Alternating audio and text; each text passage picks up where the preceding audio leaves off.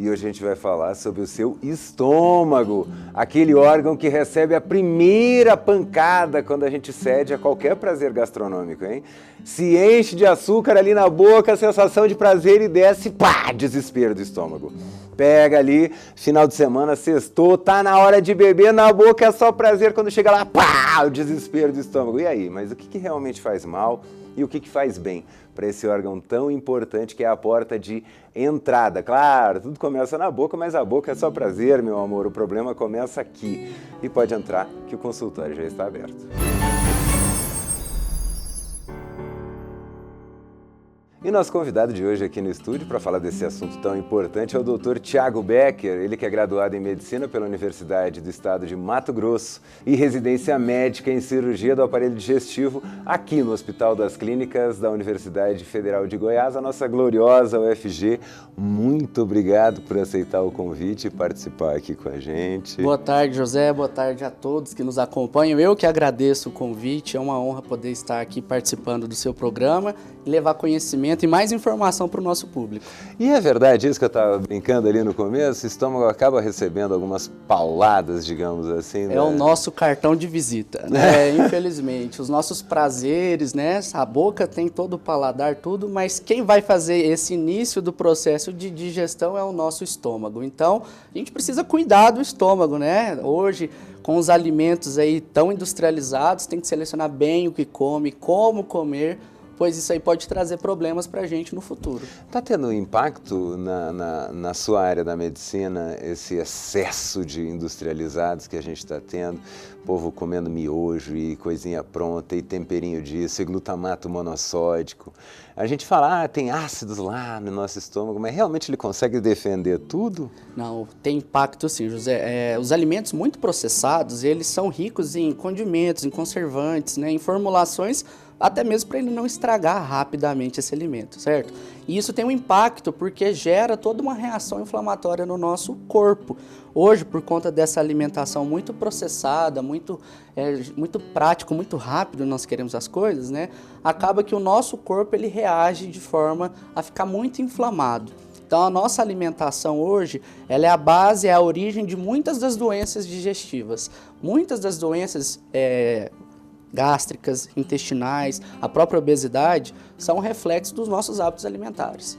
E o que mais aparece no seu consultório? Quais são os principais problemas? Olha, o campeão, assim, o meu público-alvo são pacientes que sofrem com obesidade, mas não deixa de aparecer no consultório pacientes com gastrite, com doença do refluxo, certo? Com câncer, tanto dos órgãos altos, com que a gente fala que é esôfago, estômago, e também baixo, que é intestino, né? Então, são doenças que cada vez mais vêm aparecendo. E também a que você citou no início, que é a colelitíase, né? Que é a pedra na vesícula biliar, que querendo ou não é reflexo também do ganho de peso, de uma alimentação gordurosa, de uma alimentação mais industrializada. Quando a gente fala, né, cálculo biliar, cálculo é pedra, por isso que a gente fala cálculo também de matemática, isso, né? Que antigamente o povo pegava as pedrinhas, olha, 4 pedrinhas mais 4 pedrinhas, é 8, olha o cálculo, então cálculo é o nome da pedrinha. E por que ele acaba, o que a gente come vai causar uma pedra? Em que momento que ocorre esse processo? Isso é uma pergunta muito interessante, então deixa eu te explicar. Nosso corpo, ele tem alguns órgãos que auxiliam na digestão dos alimentos. Então, o nosso fígado, ele produz um líquido que chama bile. É como se fosse um detergente que nós usamos aí no dia a dia para tirar a gordura dos utensílios. A nossa bile, ela tem como objetivo dissolver gordura que você ingere na alimentação. Só que quem produz a bile é o nosso fígado. E aí a gente armazena, o nosso organismo armazena essa bile na vesícula biliar. O que acontece? Toda vez que você ingere um alimento gorduroso, esse alimento cai no estômago, ali no intestino fino, existe um hormônio que faz a vesícula liberar essa bile para ela iniciar o processo de digestão das gorduras. Em algumas pessoas, baseado às vezes em fatores de risco, como ganho de peso rápido, como idade, como sexo e como alimentação, essa bile ela pode ficar mais espessa, mais grossa. Você acaba tendo um desequilíbrio entre a produção dela e a produção de sais biliares, que tem a ver com colesterol também no dia a dia, entendeu? E aí, se essa vesícula não esvazia de forma adequada, essa bile pode começar a cristalizar e formar cálculos. Então, os cálculos, que são as pedras na vesícula, nada mais são do que cristais de bile que foram se juntando e formando pedrinhas dentro da vesícula biliar. E dói também? Que nem o que se fala que pedra no rim é terrível, né? Dói, viu, José? Para quem está assistindo a gente, os pacientes que têm diagnóstico de pedra na vesícula, quais são os sintomas que eles apresentam? O clássico é uma dor abdominal. Essa dor abdominal costuma ser embaixo da costela, do lado direito, uma cólica, certo? Costuma irradiar para as costas também, e ela vem acompanhada de outros sintomas. Além da dor, o paciente sente enjoo, sente vômito. Existe uma característica de acontecer principalmente após as refeições mais pesadas, por exemplo, um churrasquinho, né, uma bebida alcoólica. E esse paciente, então, ele tem esses sintomas. Como que a gente descobre? Como que eu sei que você tem pedra na vesícula? Com ultrassom. Então a gente faz um ultrassom de abdômen total e se tiver o diagnóstico a gente consegue fazer o tratamento.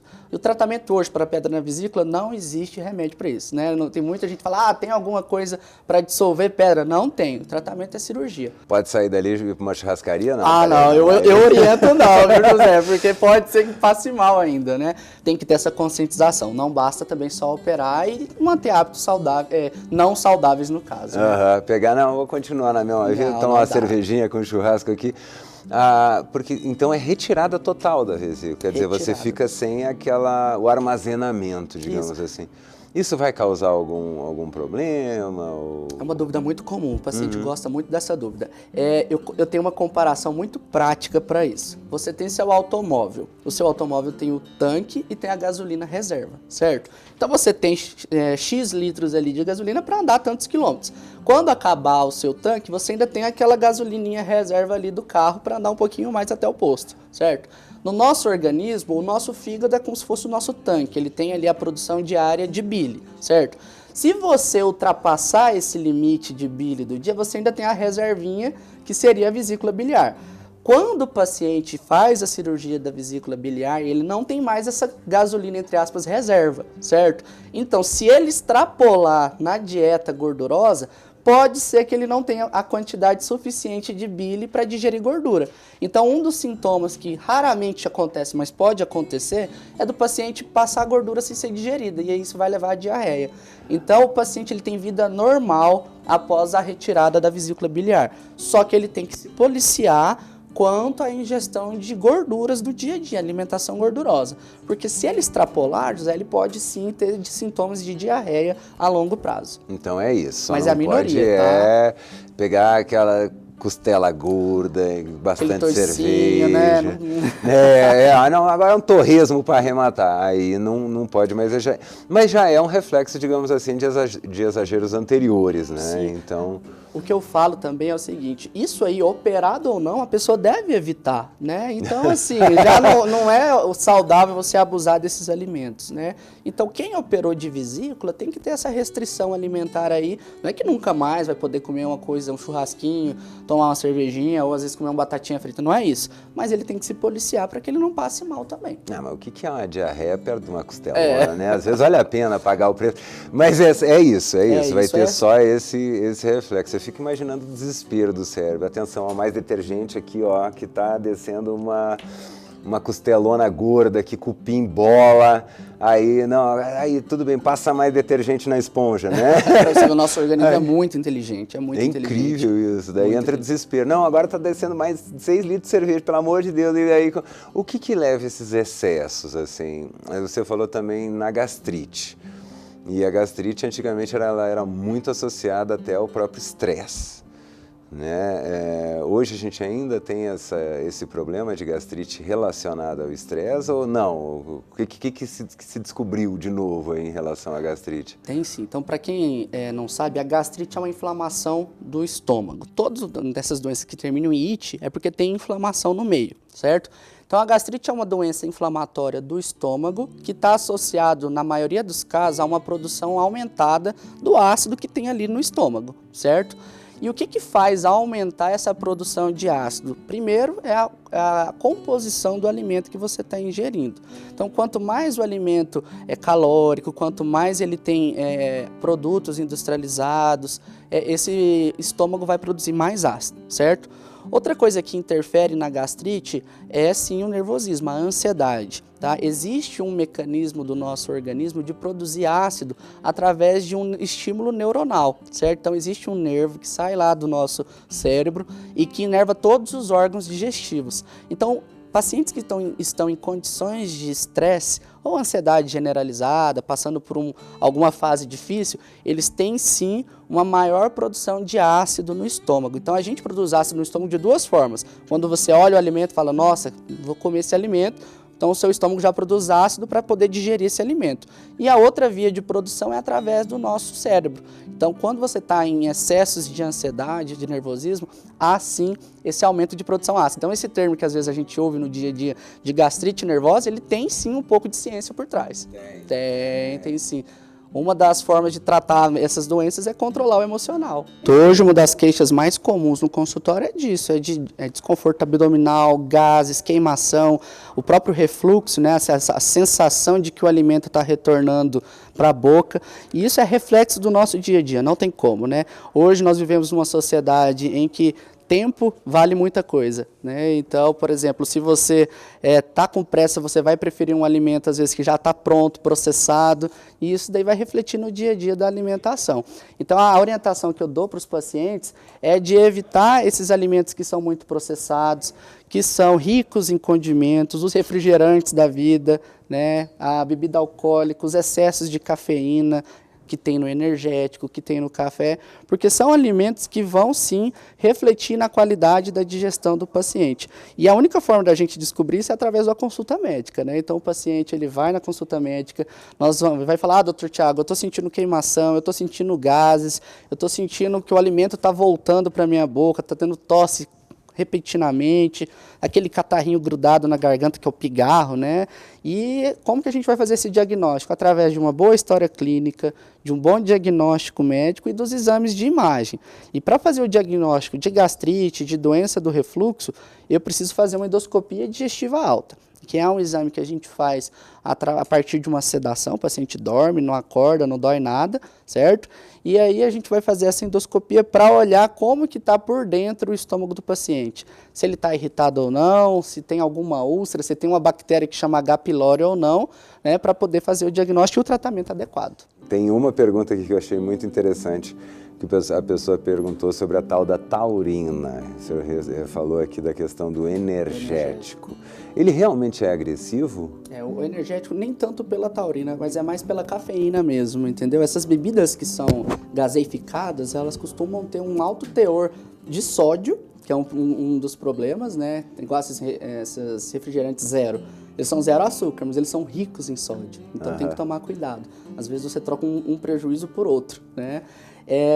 O energético, ele tem a taurina, mas ele também tem a cafeína. O grande problema na questão do estômago, falando de problemas digestivos, é o excesso de cafeína, entendeu? Então, refrigerante de cola, energético, café, são alimentos que você pode consumir, mas você não pode abusar, entendeu? Então, uma vez ou outra não tem problema, José. Não estou aqui para cercear ninguém, mas é preciso ter essa conscientização. Então, quem está fazendo tratamento de gastrite, de refluxo, durante o tratamento tem que evitar esses alimentos, essas bebidas. Tá? Refrigerante, a gente tem até um teste, né, que eles fizeram até naquele Caçadores de Mito e tal. Que quando você coloca, por exemplo, uma garrafinha né? Aí não, você coloca um Mentos, uma balinha, aí vamos fazer no estômago. O estômago neutralizou completamente aquilo. Eles pegaram o estômago de uma vaca, né? Sim. E colocaram, primeiro deixaram vazio, o estômago explodiu. Depois eles colocaram ácidos semelhantes aos do estômago, neutraliza tudo. Que ácidos tão poderosos são esses que tem no nosso estômago? E como é que eles não corroem o nosso estômago? Isso é uma pergunta ótima. O nosso estômago ele produz um ácido que chama ácido clorídrico, é o HCl, né? Esse ácido clorídrico ele tem um pH muito ácido. Então, quando Deus construiu o nosso estômago, né, ele nos fez um estômago protegido, porque senão, pelo senso comum, ele se machucaria. É como que um órgão tem acidez e não se destrói, né? Então, essa imagem que está aqui na tela, ela mostra que nosso estômago ele tem uma boa camada de revestimento, né, aqui mostrando, e é revestido também, aqui não mostra a imagem, mas por um muco. como se fosse uma secreção, um muco, que é revestido todo, ele forra todo o nosso estômago por dentro. Uma gosminha. Uma gosminha, como se fosse esse muco que a gente tem no nariz, certo? Só que também é diferente, mas ele reveste por dentro o estômago. É esse muco protetor, junto com outros fatores que produzem o estômago, que não deixa ele se machucar, entendeu? Só que o que acontece? Quando o paciente está promovendo desequilíbrio entre os fatores de proteção e os fatores de agressão, e quando eu falo agressão, olhe, lembre, alimentação, acaba que o nosso sistema de defesa do estômago não dá conta de proteger ele. E tem um outro tema muito importante, aproveitando esse contexto que a gente está falando de proteção do estômago, que é anti-inflamatório. Então, os anti-inflamatórios, eles são medicações que machucam o nosso estômago por dentro. Então, todas essas medicações que terminam em eno aí, né? Então, não vou falar nome nem nada, mas precisa tomar cuidado. Os anti-inflamatórios hoje são uma das principais causas de gastrite e de úlcera, que é um machucado no estômago mais profundo, vai corroendo o estômago até ele perfurar. Então, hoje, quando a gente pega pacientes que têm doença do refluxo grave ou que já tem úlcera no estômago, você pode procurar que ele está usando algum anti-inflamatório aí. E sabe qual que é o cenário mais comum? Pacientes mais de idade com dores musculares, né? Dor articular para todo lado, o que ele vai fazer? Ele vai usar anti-inflamatório. E acaba que ele está trocando um problema, que é o problema muscular, às vezes, de dor óssea, osteomuscular, por um problema gástrico, tá? Então, tome muito cuidado, porque os anti-inflamatórios, eles agridem o estômago. Os anti-inflamatórios, eles destroem esse muco que tem ali revestindo o estômago por dentro. E aí esse estômago fica mais vulnerável ao ácido que ele produz mesmo, entendeu? Então, tem que tomar muito cuidado. Eu trabalhei muito tempo em pronto-socorro de cirurgia geral. E quando a gente pega pacientes que têm perfuração de estômago por úlcera, o grande vilão é anti-inflamatório e cigarro. Então tem que tomar cuidado, que esses são fatores de risco que pioram os sintomas da gastrite e pode levar a complicação. Cigarro também, Cigarro. Quando você pega todos os órgãos digestivos, quando a gente fala de câncer dos órgãos digestivos, falo esôfago, estômago, intestino, o primeiro fator de risco é o cigarro. E na nossa cabeça a gente pensa, o cigarro ele é inalado, né? É só pulmão. Pelo contrário, se você for pegar câncer de estômago, câncer de intestino, câncer de esôfago, lá no pódio vai estar em ou primeiro ou segundo lugar, tabagismo. Então, o anti-inflamatório, a gente até teve duas entrevistas aqui maravilhosas em relação a isso. Uma de uma fisioterapeuta falando que mais da metade das dores musculares podem ser resolvidas com exercício, a gente prefere o comprimidinho. Sim. E a gente teve do diretor do Conselho de Farmácia aqui também falando que é um problema essa questão do anti-inflamatório ser livre. Né? Você pode chegar na farmácia receita, e né? tem gente que faz uso contínuo de anti-inflamatório o tempo inteiro. Ah, tô com problema no ciático, nem é no ciático e a pessoa está lá tomando anti-inflamatório. Tem alguma alimentação que eu possa fazer que, digamos assim, recupere esse muco? Vamos dizer assim, se eu saí de um ciclo de anti-inflamatório, o estômago está abaleado. O que eu posso me alimentar? Tem alguma coisa que eu possa comer? Entendi sua pergunta. Na verdade, não existe um alimento específico para isso. Existe a orientação para você evitar alguns alimentos que possam piorar a situação. Porque esse muco, o próprio estômago vai produzir ele novamente. As células que revestem ali o estômago, elas produzem esse muco. O que você precisa é evitar alimentos que possam piorar a acidez do estômago, certo? Ou então esses fatores que agridem o estômago, como tabagismo, etilismo, anti-inflamatórios, alimentos muito processados. Então a orientação é sempre o quê? Prefira um alimento mais natural, mais leve, né, sem tanto conservante, que isso daí, se você fizer isso, praticar atividade física, você vai conseguir ter bons hábitos digestivos no dia a dia sem ter sintomas todos os dias. Tem pergunta aqui, esse chiclete da úlcera.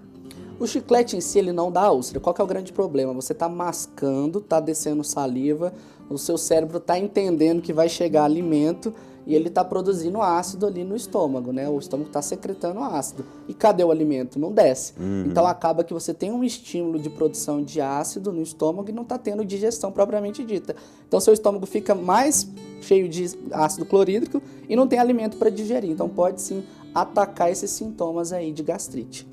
Vai chegar comida, não chega nada, né? Produz aí, e o estômago bombando o ácido clorídrico.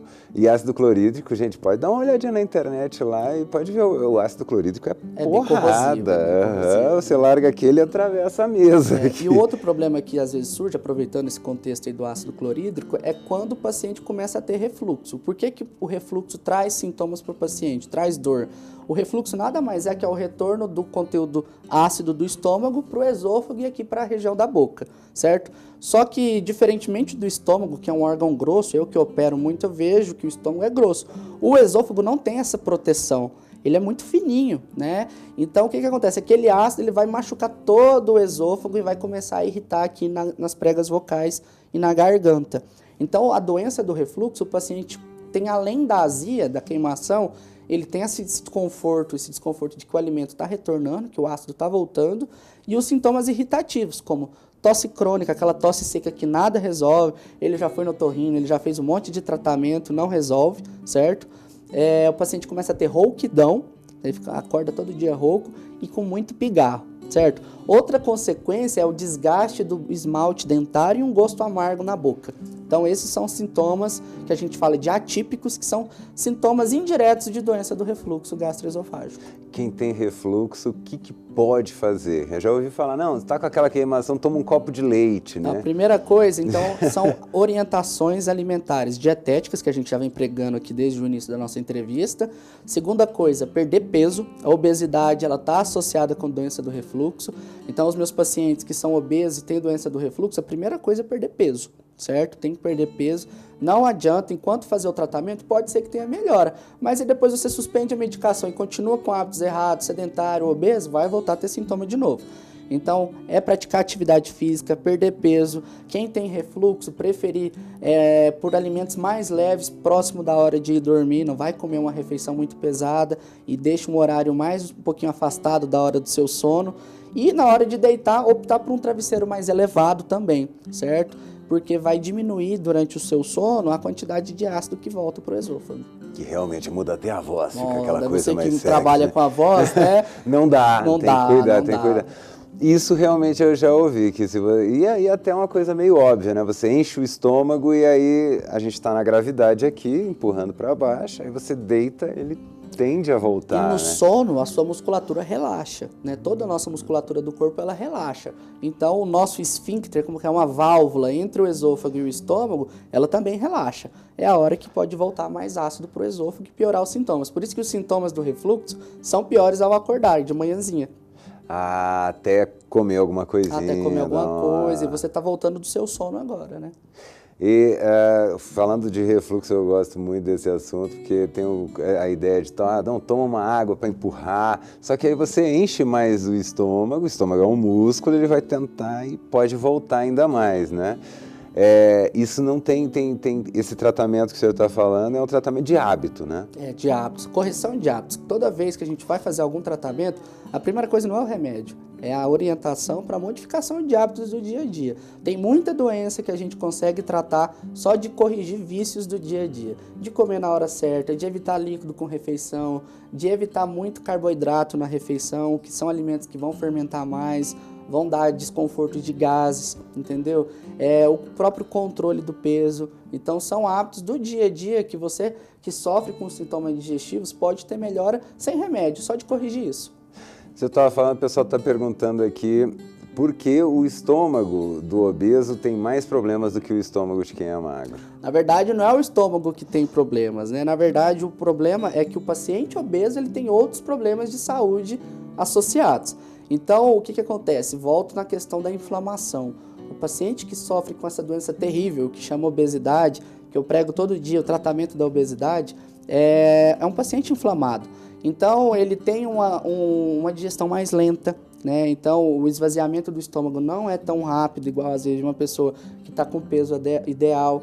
A própria flora intestinal, às vezes, não é a mesma, né? Ele pode ter alguma alteração de flora intestinal e ele tem outros problemas de saúde. Então, geralmente, ele pode ter algum problema hormonal, às vezes ele tem um hipotiroidismo, às vezes ele é diabético e o diabetes interfere também na contração dos órgãos digestivos. Então, o paciente obeso ele é inflamado e ele sofre as consequências da inflamação crônica que a obesidade traz.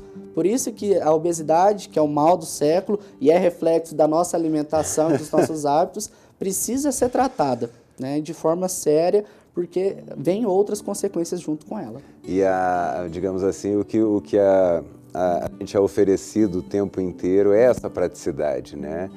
Não, come rápido, só que você não come com qualidade. Não come, né? Hoje a gente já tem o conceito de slow food, né? Comer rápido e comer devagar faz diferença? Faz total diferença. Comer rápido não te traz saciedade, né? O seu cérebro não entende que você está saciado, então você vai querer comer mais.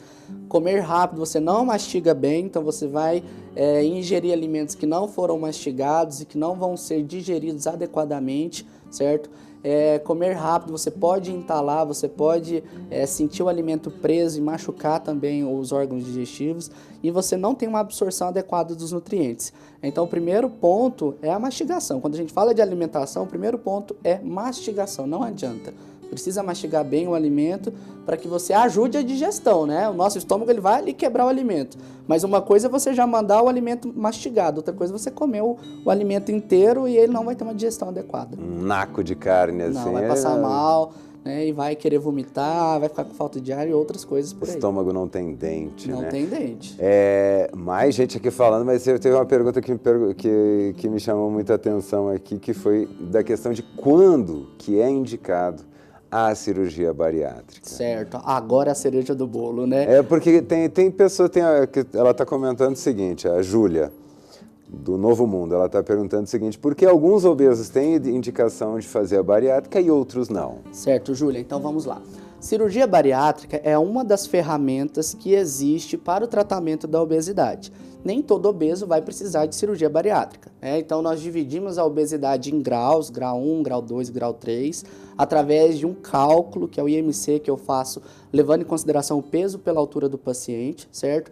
E para pacientes que têm obesidade grau 2 e grau 3, que já é obesidade mórbida, eles podem ser sim candidatos à cirurgia bariátrica. Como que eu vou saber? Então eu preciso avaliar esse paciente, fazer o cálculo do IMC dele, conhecer a história de vida dele, o que ele já fez para tratar a obesidade, né? Se ele já fez tratamento nutricional, medicamentoso, atividade física, e se esse paciente já tem ou não alguma comorbidade associada à obesidade. Ou seja, se ele já é diabético, hipertenso, tem gordura no fígado, ele tem apneia do sono, ele tem algum problema de saúde que é associado à obesidade. Se nós fizermos essa associação, falha no tratamento clínico nos últimos anos, mais obesidade, mais alguma comorbidade, esse paciente pode ser sim candidato à cirurgia bariátrica. E hoje a cirurgia bariátrica para a obesidade mórbida, José, é o principal tratamento que tem hoje para esses pacientes. É o que tem melhores resultados comprovados a longo prazo, com menor chance de recidiva, mas é claro que só operar não resolve o problema. Por isso que eu sempre pego na tecla com o paciente. É preciso mudança de hábitos de vida. É preciso que o paciente que vai fazer cirurgia bariátrica, ele siga essa ciência mesmo de pegar o processo para ele e como se fosse fazer um casamento com a equipe multiprofissional e seguir à risca, porque se ele fizer isso, ele vai ter bom resultado. Porque o grande problema hoje é que a obesidade é uma doença silenciosa. Ela nunca vai vir sozinha, ela vem com outros problemas de saúde. E isso daí é o que traz risco para o paciente obeso. Outra pergunta aqui é da Cilande. Ela perguntou o seguinte, é verdade que só pode fazer a cirurgia bariátrica uma vez? O ideal é que só faça uma vez, né? Então a cirurgia bariátrica ela é uma ferramenta que a gente vai indicar para aqueles pacientes que precisam de ajuda para vencer a obesidade. Só que, como eu falei para você, se o paciente não está disposto a mudar de hábitos de vida, ele vai operar, ele vai perder peso sim, mas é o que eu falo no consultório, perder peso, perde. O mais difícil é manter essa perda de peso a longo prazo. E essa manutenção da perda de peso que a cirurgia trouxe para o paciente, ela só vai ser garantida se o paciente seguir novos hábitos de vida. Se ele for um paciente que vai ter uma dieta saudável, que vai praticar atividade física, que vai acompanhar ali a sua equipe multiprofissional a longo prazo, certo? Só que existem pacientes de todos os tipos e existem pacientes que não pegam essa filosofia de verdade e eles acabam vacilando, às vezes, em algum percurso aí e tendo reganho de peso. O reganho de peso é uma das complicações que pode acontecer na cirurgia bariátrica, né? A gente estipula que os pacientes que têm reganho de peso, eles erraram em algum momento ali, ou na dieta, ou na atividade física, ou esqueceram o médico ali em algum momento, certo? O que acontece? Para esses pacientes que tiveram reganho de peso, a primeira coisa não é reoperar, não. A primeira coisa é procurar onde está o erro, certo? Uhum. Será que ele errou na dieta? Será que ele errou na ansiedade? Será que ele errou no sedentarismo? Quando todas as formas de tratamento não cirúrgicas para reganho de peso foram esgotadas, aí sim é possível sim fazer uma segunda cirurgia, que a gente chama de cirurgia revisional. O que é isso? Eu vou tentar transformar a primeira técnica do paciente em uma outra técnica cirúrgica que possa levar ele à perda de peso novamente. Mas é uma cirurgia muito mais complexa, né, que já tem um risco maior de complicações, porque já vai ter aderência, já vai ter mexido uma vez. Então, realmente é exceção, certo? Nós sempre vamos priorizar para os pacientes de reganho de peso, após bariátrica, as outras formas de tratamento e tentar achar ali a melhor solução para esse paciente. Se for preciso reoperar, vai chegar a esse ponto, mas sempre vamos preferir o outro caminho. E aí estão me perguntando também se esses novos remédios que estão fazendo as sertanejas emagrecerem, polêmico, se vai substituir a cirurgia. Esse daí é um tema muito polêmico mesmo, mas a gente é muito tranquilo, não vai substituir. Eu sou do time, o seguinte, José, Otávio, que qualquer forma de tratamento que venha para ajudar no tratamento dessa doença terrível que é a obesidade, ela é bem-vinda. É claro, e isso daí eu preciso deixar muito bem orientado para quem está assistindo, que cada forma de tratamento tem sua indicação. Por exemplo, o balão. O balão eu não posso colocar em qualquer paciente. O balão eu indico para pacientes que têm sobrepeso e obesidade leve. Ele não vai ter o mesmo resultado da cirurgia bariátrica, certo? Então, eu preciso observar isso. Agora, por exemplo, as medicações injetáveis. As medicações injetáveis, elas são auxiliares no tratamento da perda de peso, mas por quê? Porque são medicações que foram criadas não para perder peso, elas foram criadas para ajudar no tratamento do diabetes. Deixa eu perguntar uma coisa que é muita gente aqui, a Carla, a Samuel, a Adriana estão perguntando sobre a questão do H. pylori. Você aí de casa tem muita dúvida. Então aqui, estão perguntando primeiro como que, digamos assim, a gente contrai H. pylori, o que é exatamente essa tal de H. pylori e principalmente, por que o H. pylori sempre volta? O H. pylori é uma bactéria que tem no nosso estômago, pode ter. A bactéria mais comum de se encontrar na gente hoje é o H. pylori, certo? É uma bactéria que fica nesse ambiente hostil do estômago, ela sobrevive a essa acidez. E como que a gente pega H. pylori? Pela boca, com os alimentos contaminados, com a água contaminada. Então é uma bactéria que ela fica ali, você às vezes tem e não sabe, só vai saber fazendo uma endoscopia com biópsia, e aí se você tem o tratamento, se você tem o diagnóstico, você precisa tratar o H. pylori. Como que faz o tratamento? Quem já tratou sabe, né? É um tratamento um pouquinho chato, porque você usa 14 dias de antibióticos, antes era 7 dias, a gente teve mudança no consenso, hoje são 14 dias de antibióticos e, além disso, com mais 30 dias no mínimo de protetor gástrico, certo? E protetor gástrico? Que é os prazóis da vida, né? Sim, certo? Sim, né? Sim. E o que acontece? Por que tem que tratar? Porque essa associação aí, ó, gastrite, refluxo e H. pylori, a longo prazo, ela pode ser um potencial fator de risco para câncer de estômago, certo? E por que tem muita gente que já tratou uma vez e volta? Por conta da alimentação, porque às vezes a gente não tem segurança de onde está sendo processado esse alimento, às vezes você está em alguma rodovia, come em qualquer lugar, entendeu? Então você precisa, quando come em casa, cuidar bem dessa alimentação sua, da higiene dos alimentos, desse cuidado com a água, né? Porque é ali que a gente pega a bactéria H. pylori. Pois é, uma alface mal lavada, por Uma alface exemplo, mal já- lavada, Meu Deus. uma água às vezes que não é tratada, que não é mineral às vezes, entendeu? Então toma muito cuidado, porque a infecção por H. pylori é através da contaminação via oral. Porque se resiste ao ácido clorídrico, a bichinha é resistente, E tem né? um outro problema. Hoje em dia, um dos antibióticos que nós usamos para tratar o H. pylori é a amoxicilina. Quem nunca usou amoxicilina para qualquer motivo que fosse, certo? Com o uso indiscriminado de antibióticos, as bactérias começam a fazer resistência aos antibióticos. Então, cada vez mais nós encontramos bactérias que são já resistentes a antibióticos. Então, daqui a algum tempo, a amoxicilina não vai dar conta mais de tratar H. pylori. Vai ser preciso outros antibióticos mais potentes, por conta desse uso indiscriminado de antibióticos que a gente consegue ver no dia a dia. É a automedicação, A automedicação. né? Que não é, o brasileiro se automedica. Não, meu amigo, nos Estados Unidos vende em supermercado. E né? tem Então, acesso fácil. Mesmo sendo um antibiótico, são medicações de controle, né? Você precisa de receita controlada. Mesmo assim, às vezes, em alguns lugares, principalmente no interior, né? Tem muito essa facilidade de conseguir essas medicações sem prescrição médica. E é um Sim. grande erro. Minha mãe, quando vai pro interior, ela chega a brilhar o olhinho, que ela sabe que ela vai passar numa farmácia que não Eu vai também, pedir. eu sou do interior do estado, eu sou de Mineiros. Lá também, às vezes, tem, dependendo do lugar, né? Pode ser um pouquinho mais frouxa essa fiscalização. Não, eu tenho receita sobrando aí, pode pegar e tal. Meu desse- Deus, que é isso? É verdade que eu tô vendo isso aqui? E o antibiótico também faz mal pro estômago? O antibiótico, ele pode agredir sim o estômago, por isso que às vezes, se for um antibiótico por muito tempo, nós prescrevemos junto com alguma medicação que vai proteger o estômago, que são os prazóis, que eu citei agorinha, né?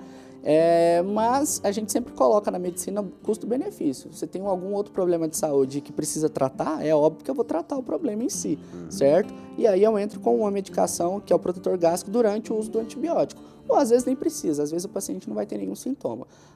Agora, antibióticos a longo prazo, eles podem levar, além de problemas gástricos, a alterações na flora intestinal e levar a diarreia, às vezes, por isso, né? Por uso prolongado de antibióticos também. Deixa eu falar um negócio pra vocês, eu nunca tomo remédio.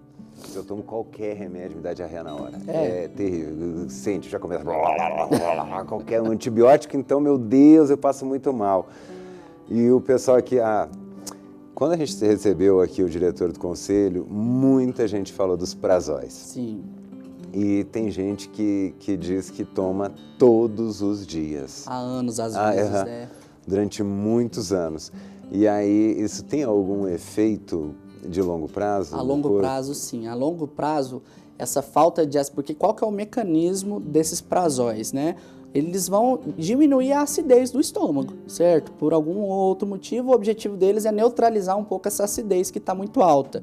Mas o estômago foi feito para ter essa acidez. Nós precisamos dessa acidez do estômago, certo? Tanto para absorção de nutrientes, por exemplo, o ferro. A gente só absorve ferro e vitamina B12 por conta que tem essa acidez no estômago, certo? Se você deixa muito tempo sem essa acidez natural do estômago, você pode, a longo prazo, predispor a algumas alterações, porque gastrite sem ser por mecanismo ácido. Existe gastrite por mecanismo alcalino, que é o contrário da acidez, entendeu? Então, isso daí a longo prazo pode trazer efeitos. Existem estudos já que mostram que o uso crônico de prazóis pode sim trazer problemas de saúde, até mesmo falando de câncer. Então tá aqui a sua dona Vera Lúcia, ela perguntou justamente isso, se aquele mais famoso causa câncer. Não é que esse mecanismo de causalidade tem que tomar muito cuidado, ele não causa. O problema é usar muitos anos a mesma medicação contínua. Quando a gente faz esse tratamento é por 30 dias, por 60 dias. Às vezes o erro é que o paciente continua usando como se fosse uma vitamina todos os dias, e não é. Esses prazóis são medicações que foram feitas para começar e para terminar no dia certo. Praticamente todo tratamento tem começo, meio e fim. Né? Então, o grande erro é isso. E como é uma medicação que você não precisa de receita, você compra em qualquer lugar, né? O pessoal está perguntando aqui se pimenta também dá problema de gastrite ou de úlcera. Pimenta é um condimento que pode sim atacar esses sintomas de gastrite. E a pimenta ela também pode levar a outro sintoma, que é o desconforto anal da hemorroida, né? Então, os pacientes que têm abuso de pimenta, além de atacar a parte alta do sistema digestivo, pode também atacar a parte final, que é ali o desconforto, sangramento perianal, né, sangramento nas fezes, por conta de excesso de condimento.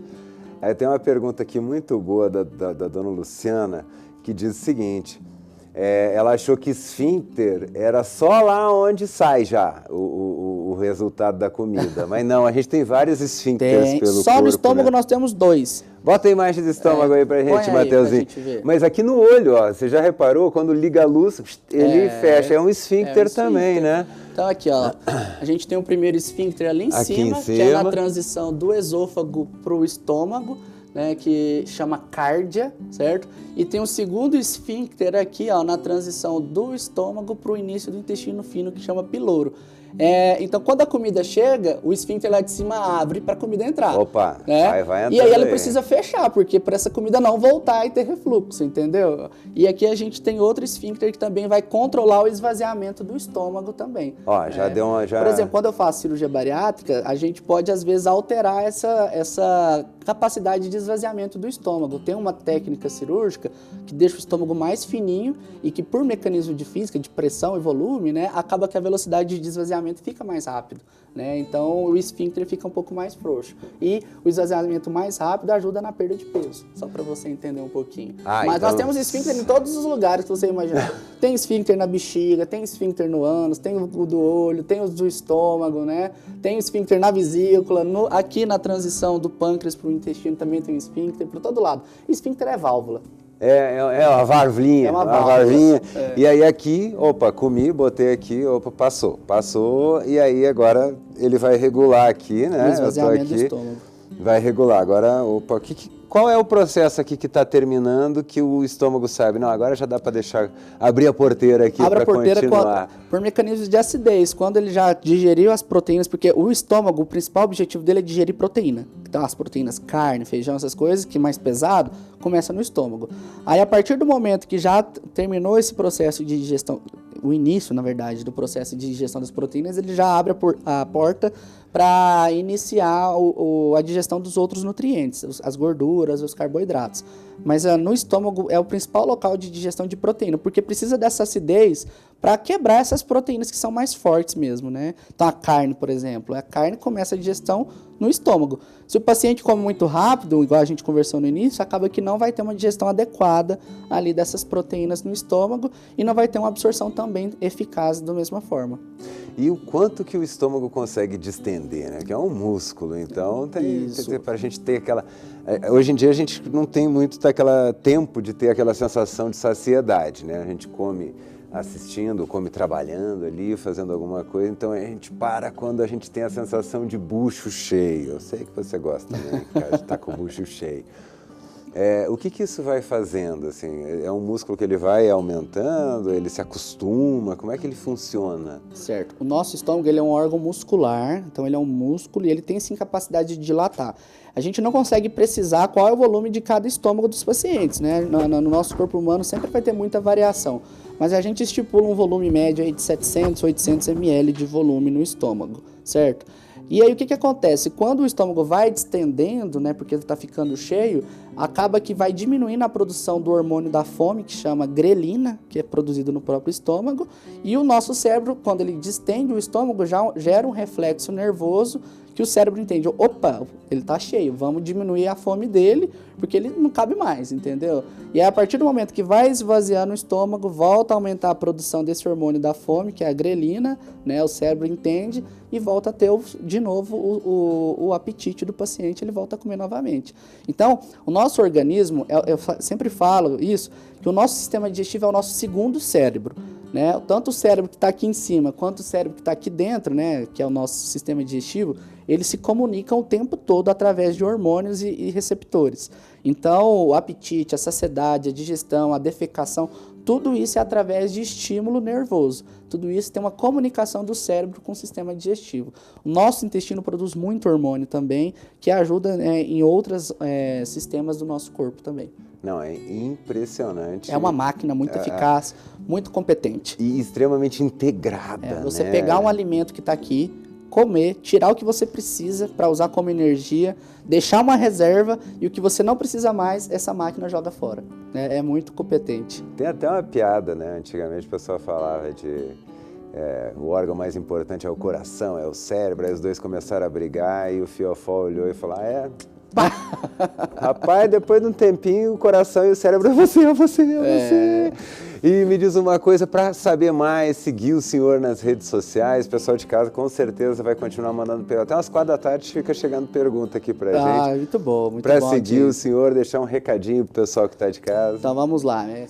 Vocês podem me procurar pelo Instagram no @Dr. Thiago Becker, tá? Igual tá aparecendo na tela o meu nome. Ali é um canal de comunicação que eu trago muita notícia, informações do dia a dia, principalmente para os pacientes que sofrem com obesidade, que sofrem com sintomas digestivos. E também coloco à disposição para um próximo encontro, fica a critério de vocês aqui da TV Goiânia, o meu agradecimento também pela oportunidade de trazer um pouco mais de conhecimento para todo mundo.